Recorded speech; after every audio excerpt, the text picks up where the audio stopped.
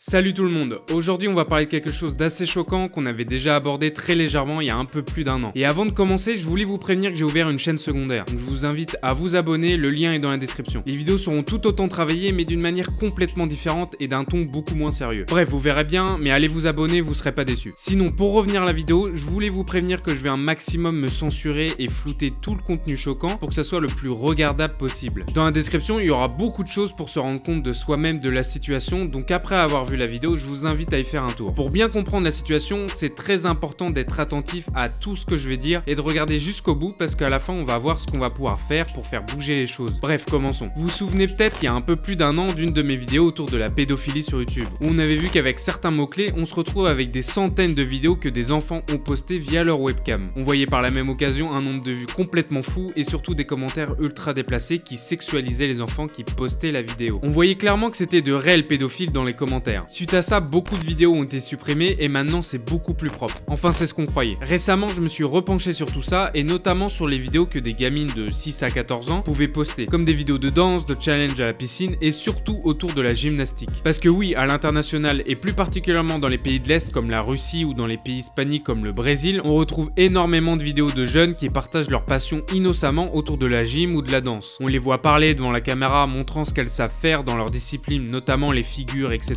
Sauf que le public qui regarde ce genre de vidéos n'est pas du tout constitué par principalement des passionnés de gym. Comme pour les vidéos de webcam, on retrouve les mêmes genres de commentaires. Pour commencer, on voit énormément d'étrangers, des anglais ou hispaniques, alors que la vidéo provient d'une russe. Et bien entendu, ils la sexualisent au maximum, lui font des insinuations et se partagent entre eux des timecodes. Par exemple, les moments où la jeune fille fait le grand écart. Certains l'incitent même à faire plus de vidéos de ce genre, ou encore d'autres qui demandent son Instagram. On a donc une gamine de 10 ans voire moins, qui partage sa passion autour de la gym, et dans les commentaires, des adultes qui ont certainement l'âge d'être leur père, qui fantasment et sexualisent la vidéo, qui est-elle postée innocemment. Vous allez peut-être vous dire que c'est finalement comme la vidéo que j'avais faite il y a un an, mais avec d'autres vidéos tout simplement. Sauf que non, j'ai trouvé bien pire autour de ces vidéos. Quelque chose de complètement fou et tout ça qui existe depuis plus de 10 ans. Je vais vous expliquer comment je suis tombé sur ça. À l'époque de la vidéo sur le réseau pédophile sur YouTube, j'ai vachement été choqué par les règles non officielles de ces gens qui regardaient ce genre de vidéos. J'avais vraiment la sensation qu'ils savaient où chercher avec les bons mots-clés. Mais j'avais aucune preuve de tout ça. Sauf que maintenant, j'ai bel et bien trouvé un semblant de réseau qui existe depuis 2006, où les gens s'échangent des vidéos qui viennent de YouTube pour leur plaisir pervers. Ça fait vraiment théorie du complot, mais pourtant c'est bel et bien vrai. Au fil de mes recherches, je suis tombé sur un article qui date du 6 octobre 2006, où la personne qui l'a écrit s'alarmait déjà sur des commentaires très bizarres, postés sous des vidéos d'adolescents qui pouvaient danser par exemple. Toujours le même schéma, des personnes qui complimentent les enfants, lui font des remarques sexualisées. Bref, vous avez compris. Quand je suis tombé sur ça, j'ai trouvé ça fou que seulement un an après la création de YouTube en 2005, il y ait déjà des gens comme ça sur la plateforme et que 12 ans après ça soit toujours là mais fois 1000. Quand j'ai vu ça, j'étais encore plus persuadé qu'une sorte de réseau pouvait exister. J'ai réfléchi à comment je pouvais trouver ça et finalement c'était assez simple. Je vous expliquerai pas comment j'ai fait, j'ai pas envie que ce genre de site soit plus connu. Mais je suis tombé sur un premier temps sur des sites japonais. Sur ce premier site et après traduction, on peut voir qu'ils discutent sur la légalité de visionner ce genre de contenu sur YouTube en s'échangeant certains liens de vidéos. J'ai pas tout compris mais ça a suffi à éveiller ma curiosité. J'ai donc continué à chercher et je suis retombé sur un site japonais mais qui l'a partagé beaucoup plus explicitement ce genre de contenu. Et c'est après ce site-là où je suis tombé sur, à mon sens, un vrai réseau de pédophiles qui s'échangent des vidéos de ce genre. Le premier message qu'on peut voir, c'est un message d'avertissement. Je vous l'ai traduit. Les vidéos postées dans ce topic sont constamment signalées par les anti-pédos et possiblement supprimées par YouTube. S'il vous plaît, comprenez bien que partager ici un lien d'une vidéo YouTube augmente les risques qu'elle soit supprimée. Comme suggéré, vous pouvez télécharger la vidéo avant de mettre le lien ici, ou alors tout simplement la mettre ici en version MP4. On peut donc voir sur le long topic qui contient plus de 600 messages depuis le 25 mai 2017, au moins 300 vidéos partagées. C'est absolument énorme. J'ai pu voir des gens sur le topic se plaindre que les vidéos soient supprimées et donc incitent clairement aux autres à télécharger d'abord les vidéos des enfants pour la mettre directement sur leur forum. J'en ai vu un autre poster sa compilation pour faire une sorte de best-of des vidéos qu'il a pu trouver. Et même encore un autre qui partage ses astuces pour trouver des vidéos similaires, en donnant certains mots-clés, en précisant qu'il faut par exemple taper des mots dans une autre langue, parce que les enfants de ces pays sont beaucoup moins pudiques que les Européens par exemple. Quand j'ai vu ça, j'ai vraiment été choqué que tout ça existe sous nos yeux. Des gens en communauté qui se partagent des liens de vidéos comme ça, comme si c'était de simples vidéos. On dirait un vrai forum de passionnés, sauf que là on a affaire à de vrais pédophiles. J'en ai même vu un être lui-même étonné que certaines vidéos de ses chaînes ne dépassent pas les centaines de vues, mais dès que l'enfant fait de la gym et que les miniatures soient très ambiguës, ça dépasse les dizaines de milliers de vues. Lui-même pense que ça vient de personnes comme lui qui partagent et recherchent ce genre de vidéos. vidéo. Une autre de ces personnes se vante d'avoir contacté plusieurs de ses filles via YouTube et qu'après l'avoir complimentée et rassurée, elle lui a envoyé en privé une vidéo d'elle qui prend sa douche. Je sais, c'est complètement horrible, mais bel et bien vrai, j'invente rien. Encore un autre conseil aux gens d'inciter les gamines à faire leurs vidéos en léotard, la tenue des gymnastes. Tout ça pour les manipuler et obtenir ce qu'ils veulent de ses enfants. Et bien entendu, c'est encore actif à l'heure où vous voyez la vidéo. En enchaînant les différentes recherches, je me suis rendu compte qu'un forum similaire existait déjà en 2010. On voyait qu'ils s'échangeaient le même genre d'astuces et de vidéos, et que certains utilisaient leur chaîne YouTube comme base de données pour les utilisateurs du forum, en créant des playlists pour les partager plus facilement. T'en vois certains dans les commentaires qui le remercient pour ces playlists par exemple. Par la suite, je suis retombé sur encore d'autres sites qui font exactement la même chose. Actuellement, j'ai trouvé au moins 6 sites qui se partagent ce genre de liens. Et certains ne se cachent même pas sur ces sites, ils font directement des comptes YouTube dédiés à tout ça. Je suis même tombé sur une chaîne YouTube qui se donne l'apparence d'une chaîne à la Studio Bubble Tea, en uploadant des vidéos de gamines qui leur appartient absolument pas. Et en description, on partage notamment un lien vers le réseau social VK, le Facebook russe, où on peut voir dessus du contenu porno qu'ils se partagent. D'autres dans les commentaires donnent des liens WhatsApp pour certainement se partager du contenu beaucoup plus explicite. Ces chaînes YouTube servent clairement de point de rassemblement pour pédophiles. Après avoir vu tout ça, j'ai pris un peu de recul et je me suis posé quelques questions. Déjà la plus importante, que fait YouTube? Je vous rappelle que je suis tombé sur un article qui date de 2006 sur une personne qui s'alertait déjà sur le même genre de problème. Maintenant, en 2018, on se retrouve avec une partie entière de YouTube consacrée à ça. On a des vidéos qui comptabilisent plus de 4,5 millions de vues en à peine 5 mois, où on voit une gamine de 10 ans faire de la gym, filmée avec une qualité toute pourrie. Et c'est pas une exception, il y a plein de vidéos qui dépassent le million de vues. Et bien entendu, les vidéos où il y a le plus de vues, c'est celles où les miniatures sont très ambiguës. Avec l'onglet recommandations, ça fournit un contenu quasiment illimité pour tous ces prédateurs. Tu peux passer une journée entière à rebondir de vidéo en vidéo. Des milliers de chaînes où les enfants sont livrés à eux-mêmes. Et quand eux pensent partager leur passion avec des gens de leur âge, dans les commentaires, ils retrouvent des pédophiles qui eux se partagent ce genre de vidéos. Ces enfants fournissent sans le vouloir du contenu pour pédophiles. Et là où je comprends pas, c'est que régulièrement les commentaires de ces vidéos sont désactivés. Et je pense très fortement que c'est YouTube directement qui a désactivé les commentaires. Donc logiquement, ils ont vu la vidéo et les commentaires bizarres en dessous. Comment, en voyant ça, on peut laisser la vidéo en ligne? Je ne peux pas croire qu'ils ne sont pas au courant. C'est beaucoup trop gros pour ne pas le voir. Je me répète, mais on parle de milliers de vidéos et des dizaines de millions de vues. C'est pas 3-4 vidéos. Je suis même tombé sur certaines chaînes monétisées qui réuploadent des vidéos de gamines pour fournir du contenu à des pédophiles. Google AdSense verse de l'argent qui provient des pubs de grosses marques comme Intermarché à des pédophiles qui réuploadent des vidéos de gamines. Et la chaîne, sur les 30 derniers jours, a généré plus de 3 millions de vues qui sont certainement monétisées. Ça a fait un scandale monstre il y a 1 ou 2 ans que des vidéos de propagande pour les terroristes soient monétisées par Google. Mais ça représentait quelques dizaines de milliers de vues. Là, on parle en millions et du contenu pour pédophiles. D'un côté, ça fait peur de savoir que des enfants soient visionnés par ce genre de personnes. Qu'en plus, ils n'hésitent pas à télécharger les vidéos pour les avoir même quand elles sont supprimées. Mais aussi au niveau de l'insécurité. J'ai vu des commentaires qui conseillaient aux gens de contacter les enfants en vidéo, en privé pour avoir un de leurs réseaux sociaux,